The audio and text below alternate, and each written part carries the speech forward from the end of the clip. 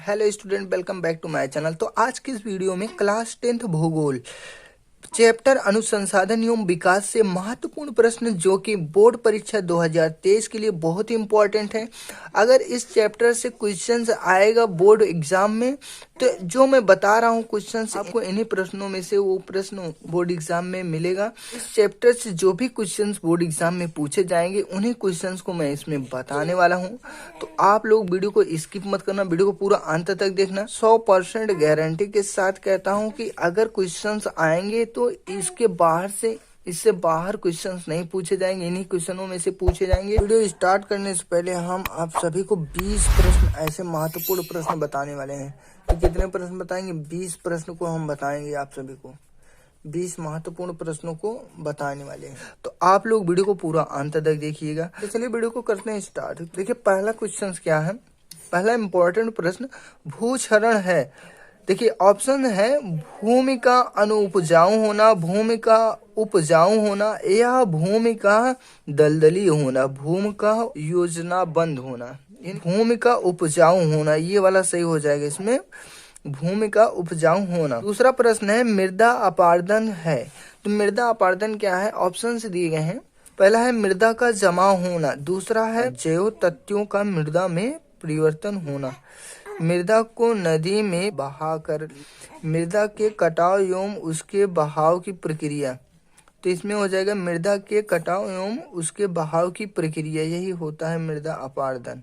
तीसरा प्रश्न है पूर्वी तट के नदी डेल्टाओं पर पाई जाने वाली मृदा इनमें से कौन सी मृदा है? पहला दिया है का रेतीली मृदा, पर्वतीय मृदा, जलोढ़ मृदा या काली मृदा। तो इसमें देखिए जो पूर्व तटीय नदी के डेल्टा पे पाई जाने वाली मृदा होती है वो जलोढ़ मृदा होती है। कौन सी? जलोढ़ मृदा होती है। लौह अयस्क किस प्रकार का संसाधन है? लौह अयस्क किस प्रकार का संसाधन है? ऑप्शन दिया गया है नवीकरण का या जैव का, प्रवाह का, नवीकरण योग्य। इसका विकल्प होगा अनवीकरण योग्य।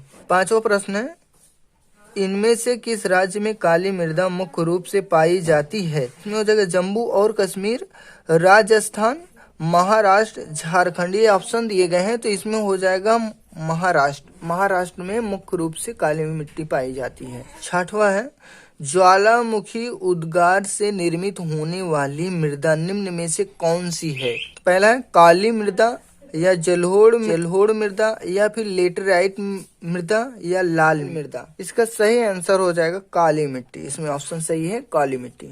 अगला है ज्वारीय ऊर्जा निम्न में से किस प्रकार का संसाधन नहीं है? ज्वारीय ऊर्जा निम्न में से किस प्रकार के संसाधन नहीं है? ऑप्शन है पुनः पूर्ति योग्य, अजैव, मानवकृत, यह अचक्रीय। पुनः पूर्ति योग्य ये सही ऑप्शन हो जाएगा।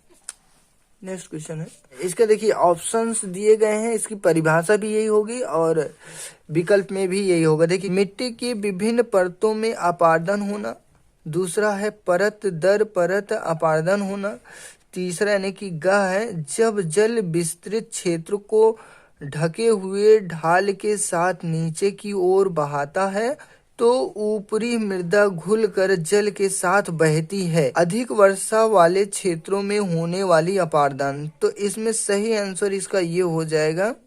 और इसे क्या तात्पर्य, इसकी परिभाषा भी यही है जब जल विस्तृत क्षेत्र को ढके हुए ढाल के साथ नीचे की ओर बहता है तो ऊपरी मृदा घुलकर जल के साथ बहती है, तो इसे चादर अपारदन कहते हैं। लघुत्तरी और दीर्घोत्तरी प्रश्नों को बताने वाले जो कि बहुत इंपॉर्टेंट है, इनको आप नोट कर लीजिए।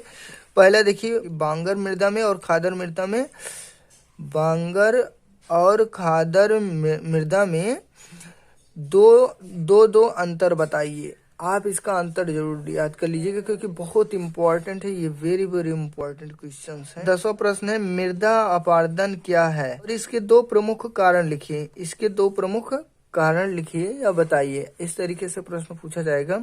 तो ये इंपॉर्टेंट प्रश्न है, इनको आप जरूर तैयार कर लीजिएगा। देखिए अतिलघुत्तरी प्रश्न है किन दो राज्यों में लेटेराइट मृदा पाई जाती है? किन दो राज्यों में लेटेराइट मृदा पाई जाती है? तो इसमें हो जाएगा तमिलनाडु पहला और दूसरा हो जाएगा केरल। तमिलनाडु और केरल इन दो राज्यों में लेटेराइट मृदा पाई जाती है। 12वां है सतत पोषीय आर्थिक विकास को स्पष्ट कीजिए, यानी कि सतत पोषीय आर्थिक विकास को स्पष्ट कीजिए। इस क्वेश्चन का आंसर आप लोग अच्छे से तैयार कर लीजिए, क्वेश्चन को उतारिए, बहुत इंपॉर्टेंट क्वेश्चन है। 13वां क्वेश्चन है लाल मिट्टी की दो विशेषताएं बताइए। 14 है भारत में कितनी भूमि निम्नलिखित हैं। भारत में कितनी भूमि निम्नलिखित हैं। भारत में कितनी भूमि निम्नलिखित हैं। ये बहुत इंपॉर्टेंट क्वेश्चन है। अगला है 15 क्वेश्चन नंबर 15 लेटेराइट मृदा में कौन कौन सी फसलें होती हैं। लेटेराइट मृदा में कौन कौन सी फसलें उगाई जाती हैं। 16वां क्वेश्चन से बहुत इंपॉर्टेंट क्वेश्चन है, इनको आप नोट करते चलिएगा। जलोढ़ मृदा की विशेषता बताइए। ये वो क्वेश्चंस हैं, यही बोर्ड एग्जाम में पूछे जाएंगे। इस चैप्टर से अगर पूछे जाएंगे तो यही सारे क्वेश्चंस में से पूछे जाएंगे। पर्वतीय मृदा और मरुस्थलीय मृदा में अंतर लिखिए। लेटेराइट मृदा और काली मृदा में अंतर लिखिए।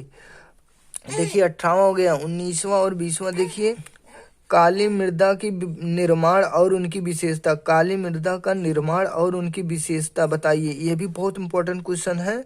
और लास्ट सबसे आखिरी क्वेश्चन जैविक संसाधन एवं अजैविक संसाधन में अंतर बताइए। आप लोग वीडियो को लाइक करना, शेयर करना और चैनल पर नए हो तो चैनल को सब्सक्राइब कर देना। फिर मिलते हैं किसी मोस्ट इंपॉर्टेंट वीडियो के साथ, तब तक के लिए।